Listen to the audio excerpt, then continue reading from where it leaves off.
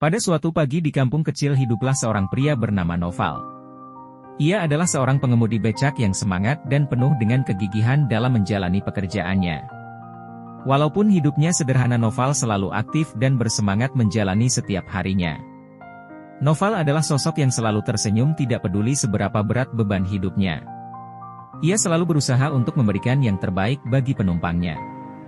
Meski becak yang ia kendarai sudah tua dan penuh dengan goresan, Noval tetap menjadikannya sebagai alat untuk menyebarkan kebahagiaan di sekitarnya.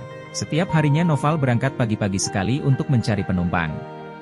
Ketika becaknya berjalan di sepanjang jalan-jalan kampung, Noval selalu memberi senyuman hangat dan sapaan ramah kepada setiap orang yang ditemuinya. Bagi Noval, hidup ini adalah tentang memberikan kehangatan kepada orang lain meskipun hanya sebatas senyuman dan sapaan. Suatu hari Noval mengangkut seorang ibu tua yang terlihat lelah dan terhuyung-huyung. Ia meminta Noval untuk membawanya ke pasar untuk berbelanja. Meskipun jalanan berbatu dan perjalanan cukup jauh, Noval dengan sabar membawa ibu tua tersebut. Selama perjalanan, Noval bertukar cerita dengan ibu tua itu. Ibu itu berbagi pengalaman hidupnya yang penuh dengan tantangan dan penderitaan. Namun Noval mendengarkan dengan penuh perhatian dan memberikan kata-kata semangat kepada ibu tua tersebut. Tibalah mereka di pasar, ibu tua itu memberikan bayaran kepada Noval dengan cek yang nilainya sangat besar. Noval terkejut melihat jumlahnya dan berkata bahwa itu terlalu banyak untuk perjalanan sejauh ini. Namun ibu tua itu tersenyum dan berkata, "Noval, engkau telah memberiku lebih dari sekadar mengantar saya ke pasar.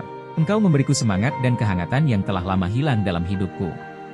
Noval terharu mendengar ucapan ibu tua tersebut. Ia menyadari bahwa pekerjaannya sebagai pengemudi becak tidak hanya tentang menghasilkan uang tetapi juga memberikan arti dan kebahagiaan kepada orang-orang di sekitarnya. Setelah kejadian itu, Noval semakin termotivasi untuk menjalani pekerjaannya dengan sepenuh hati.